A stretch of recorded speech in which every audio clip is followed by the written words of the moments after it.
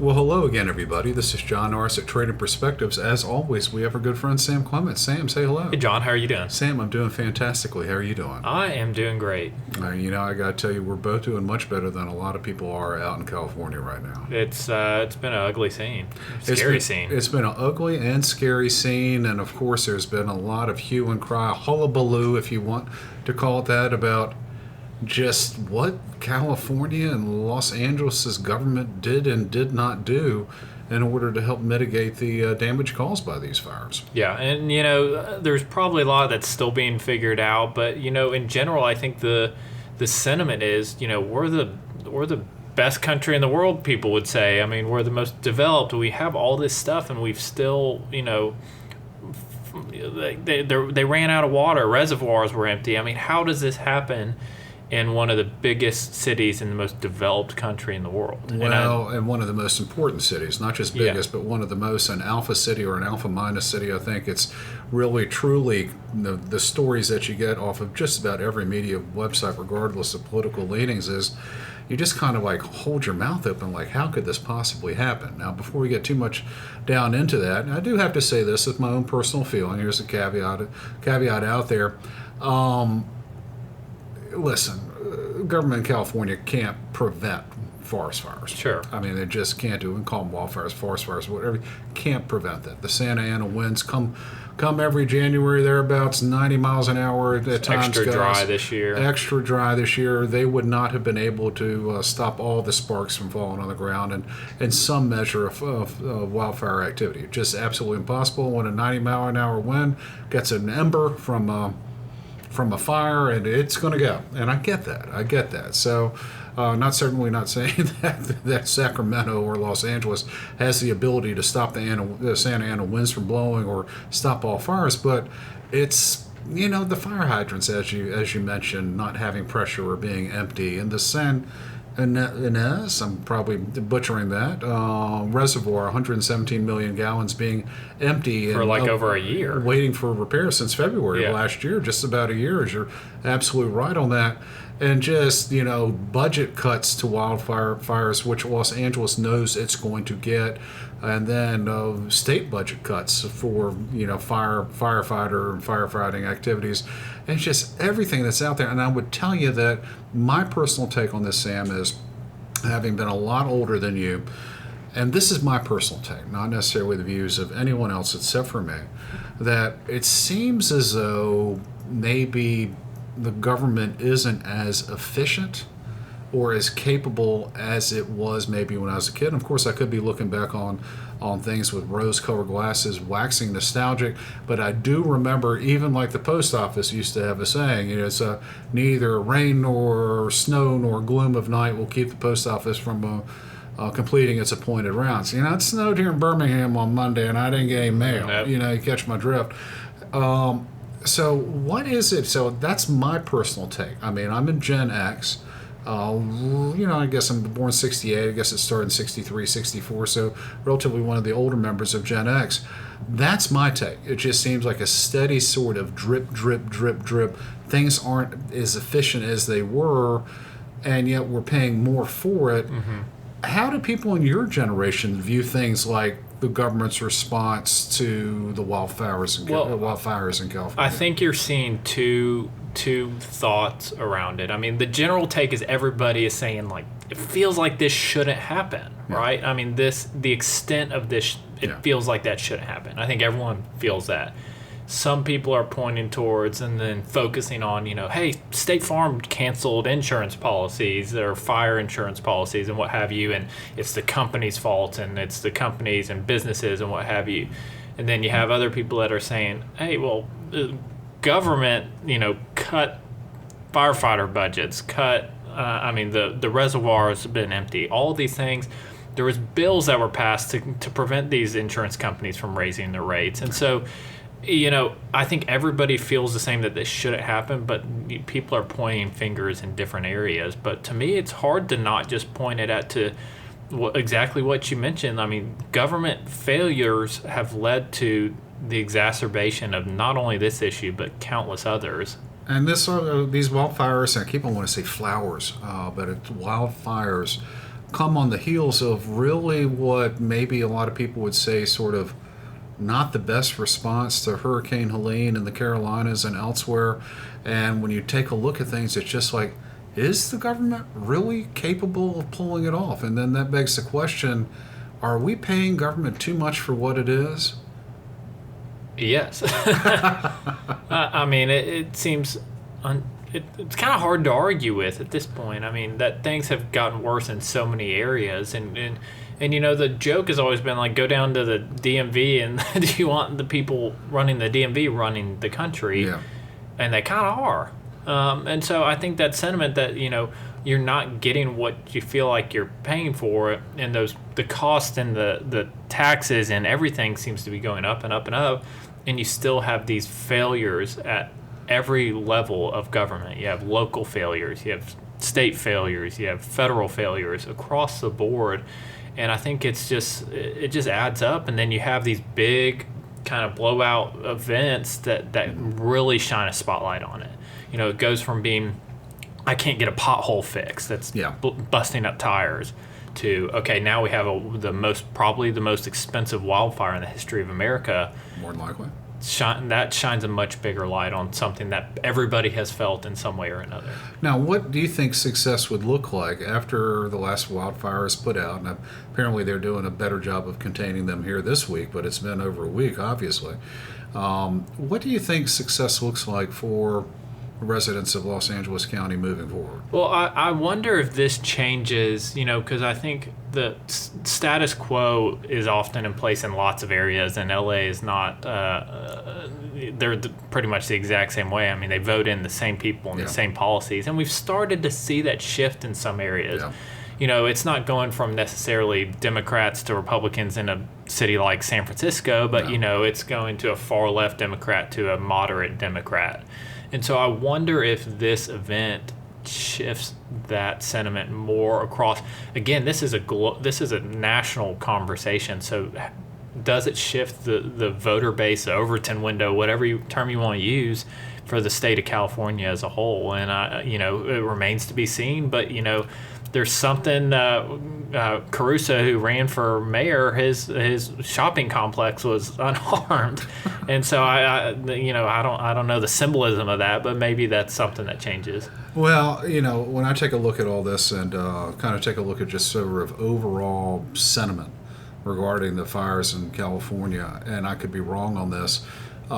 There seems to be maybe a lot of people on the far right that are saying, hey, man, you live out in California, you voted for this, and you live in an area that are prone to wildfires. You just, that's some sort of assumption of the risk, and you get what you pay for. But on the flip side, you got people out in California that could say every hurricane season to people who live on the Gulf Coast, hey, guess what, buddy? You chose to live there, so there's certainly some assumption of the risk. Now, that takes me to the next question, and it's going to be about, climate change.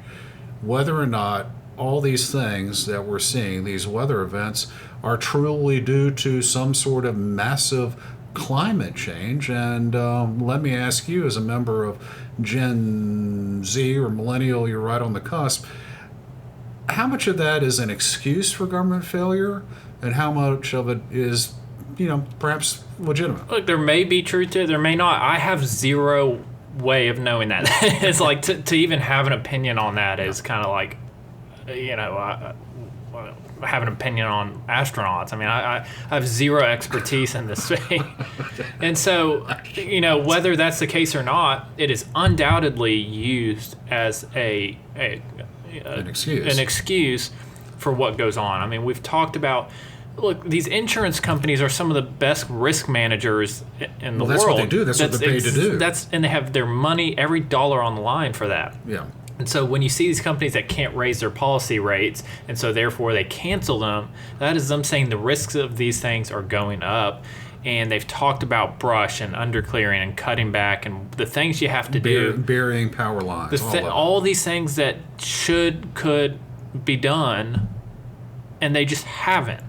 And so that is undoubtedly a failure. And whether we've seen reports of people going and starting fires, and there was a Wall Street Journal article about a fire starting a week before in the same spots. I don't know what caused this. Yeah.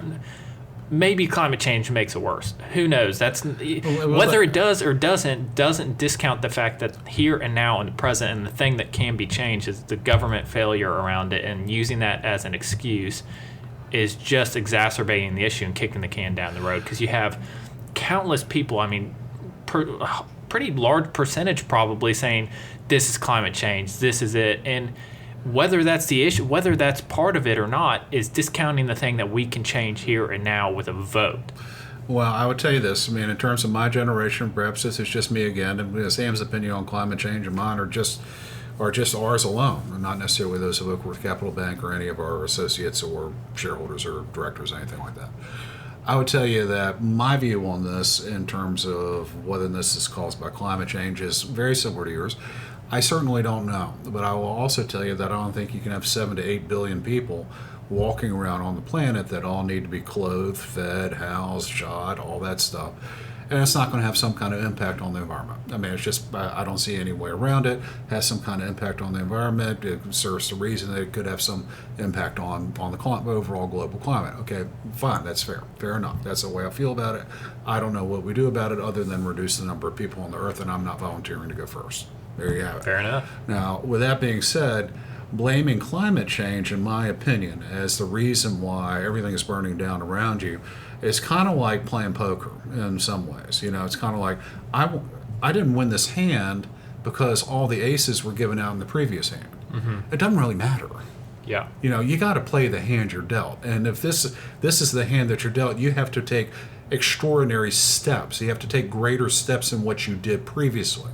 If this is the way it's going to be moving forward, you can't behave the way you have, or you can't respond the way you did 50 years ago. It means that you don't bust up dams in California. I think they busted up 3 dams to protect a small fish, and that's great and well and good, makes people feel good about it, but those dams are providing water for irrigation, for drinking, for putting out forest fires. And you know, if climate change is going to cause all this every year, then you know, maybe you figure out a way to stop all that snowfall from ending up in the Pacific Ocean. Mm-hmm. You know, maybe you keep the reservoirs filled. Maybe you do these types of things, and it means that you have to change your behavior along with the change in the climate if that's what you think is causing all this. Now, I would sit there and tell you, you can go through a list on Wikipedia of wildfires that have happened in North America since 1800, and you can see that in terms of acreage, this one's not that big a deal. It just happens to be that where the acreage is very heavily developed. Mm-hmm. By global standards, the wildfires themselves aren't big. It's just, again, they're it's the right area, where they are. So real estate. Wildfires have always happened. Hurricanes have always happened. All these things have always happened. If we want to say it's climate change, that's the reason why we're having hurricanes. Well, I don't know about that, but even so, you know, you have to take precautions to mitigate your damages, and they do that on the Gulf Coast. You know, the building codes are much different now than they were 20 years ago. I mean, shoot, homeowners insurance has gone through the roof on the Gulf Coast, and that's, if you decide that you want to live down there or build a home down there, it's going to cost you a heck of a lot more in order to do that sort of thing. And I would imagine once all this smoke clears, I guess that's an apt way of putting it, out there in California, a lot of Californians aren't going to like what happens next. After the moratorium is lifted on canceling policies, you'll see a lot of homeowners insurers either get the hell out of the state, or they're going to raise premiums so high that the average person just simply won't be able to afford them. And then rebuilding these homes, you're going to have different. You should have different codes, I suppose. And then the cost of materials is going to go through the roof as everyone wants their own home built first. And so Californians aren't going to like that, and then they're going to complain about that. They're going to complain about climate change, they're going to complain about government response, and then they're going to complain about, you know, what happens after that. And I got to tell you, welcome to the club, California. I mean, because we're all complaining about this nationwide, about government inefficiency, to a point where it's got to, where there's smoke, there's fire, if you catch my drift. Mm-hmm. And maybe a bad analogy here, but what do we do about it moving forward, understanding these things are going to happen? We're paying more and receiving less. How do we turn that around? And that's a great question for people of your generation and younger that are going to be walking around this earth a heck of a lot longer than I'm going to be. I'm curious with the insurance component, how much? I mean, because that's dollars and cents. That's money in people's I've pocket. seen estimates over 120 billion. Yeah, but in terms of what it looks like once they start to rebuild, exactly what you mentioned in terms of policies, being able to even get them. I mean, we've seen insurance companies leave the market of Florida because of it, and so whether that changes and if the government steps involved in the insurance market, it is undoubtedly going to only make things worse. If they say the equivalent of saying you have to give a 99-year-old life insurance at the same rate you give a 25-year-old, they're going to have problems, and people are going to just say, you know what, this isn't worth it. This isn't profitable anymore. Yeah. If I have to insure these high-risk houses at low-risk rates, I'm not doing it. Yeah. I'll go, invest our money in treasury bills. And that's a good point, because there'll be some moratoriums on this and blah, blah, blah. However, long term, Sacramento, believe it or not, even with all of its authority and how big the California economy is, number 4 in the world, whatever the number is, if I can't make money in California, I'm not going to do business in California. Right. Like you said, I can roll it in if I can make more money in a 3-month treasury bill than I can make insuring homes in the Palisades, guess what I'm going to do? Right. And so there is going to be an enormous amount of political pressure on the powers that be out in California to, for all intents and purposes, put price ceilings on insurance premiums out there. And, you put a price ceiling on something, if it's above the market, if it's above the market clearing rate, it really doesn't matter. If it's below the market clearing rate, which is where they always are, you're going to have a shortage arise. So it's just as sure on the nose on my face. Any attempts to try to limit, what property insurers will do in the future in California is going to lead to a shortage of insurance being written in that state. The other part that'll be interesting to me, because what's interesting about this is this has significant impact on large swaths of people that probably have continued to vote for a status quo policy. And status quo is always, it's like almost inertia. It's very difficult to get around. Yeah. And so I'm just curious how all this will kind of, once we get to the other side of things and start kind of rebuilding houses and just what that's going to look like. This is going to significantly change probably a lot of people's opinions, and the government starts to get involved. And I think people have the whole NIMBY philosophy, not my backyard. Okay, does California use this as an opportunity to change some zoning laws? Who's going to like that in the Palisades? Who's going to like that? Who's going to like what to me would be a very logical solution for housing shortages in California, and that's more high-rise apartment buildings and condominium complexes. But apparently they don't really like those things out there, and no one really likes controlled burns in their backyard. Yeah, so when you start doing these things that actually have impact on people, will continue to go with the status quo as long as it doesn't have an impact on them. Of course. Why wouldn't they? Yeah. It's kind of bird in the hand. And so when you start to see these significant impacts to the people that are voting for them, how that will change the sentiment. And, California is a left-leaning state, but we've seen it. We've seen it in some other left-leaning states. That trend has shifted. It's not as significant. I think most states are kind of going more closer to 50-50, but it's not that significant of a change we would need to see to have a state that previously voted Republican, not too far in the distant past. No. Within my lifetime. Go back that direction. Yeah. Well, for me, it's ultimately people do vote with their pocketbooks ordinarily. Vast majority of people vote with their pocketbooks, whether or not they feel as though they're getting ahead. If the situation in California turns to the point where people feel as though they're falling behind economically, then they will vote for something different. I would imagine that's the way people typically tend to behave. Now, California is the largest and most economically important state in the country, in my estimation. Sorry to folks in New York, but it's just the way the number, or Texas. Waiting for that one. They're waiting for that one. But that's the way that just the numbers are. So what happens in California definitely does have ramifications throughout the remainder of the country. I wouldn't say the same as not true of Alabama, where we live. If because of these fires and because of of what happens afterwards with insurance policies and all that type of stuff, it could have a real detrimental impact on the overall economic output from California, which could be a drag on the nation's gross domestic product as a whole.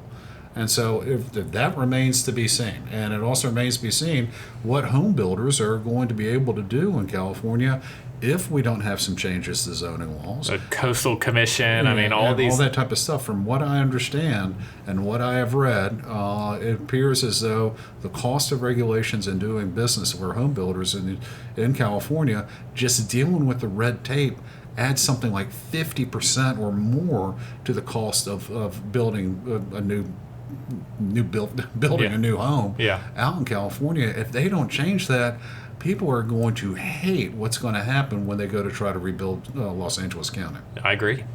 So with that being said, I'm not sure if we really solved anything about the wildfires in California. However, what's happened out there, the calamity that has happened out there, and all of the loss of life and all the destruction of property, all of it is just lamentable. It's just absolutely lamentable. It's horrible. There's no getting around that. However, could we have mitigated some of it? That remains to be seen, and probably we'll be talking about that for years to come, and just what government can do and be more efficient and more sort of realistic about what the future holds. We can't just sit there and pretend that, hey, we can behave as we did 20, 30 years ago and expect things to remain the same. That's not going to happen, particularly if you feel as though the climate is changing. You have to take different steps. So with that being said, guys, we always love to hear from you. Also, if you have any comments or questions, please, by all means, let us know. You can always drop us a line at tradingperspectives@oakworth.com, where you can leave us a review on the podcast outlet of your choice. Of course, if you're interested in reading more or hearing more of what we got to say or how we think, you can always go to oakworth.com, OAKWORTH.com. Take a look underneath the Thought Leadership tab and find all kinds of exciting information, including links to previous Trading Perspectives podcasts, links to our newsletter/blog Common Sense, which comes out every Friday, as well as links to our quarterly analysis and magazine, which we call Macro and Market, which is due any minute now, or should be, as well as periodic articles and commentary from our advisory services group headed up by Mac Frazier, as well as some of our client advisors like Janet Ball and Richard Luttrell. That being said, Sam, this might be all for today, but I'm sure we will continue to have this conversation moving forward. That's all I've got for now. That's all I've got today, too. Y'all take care.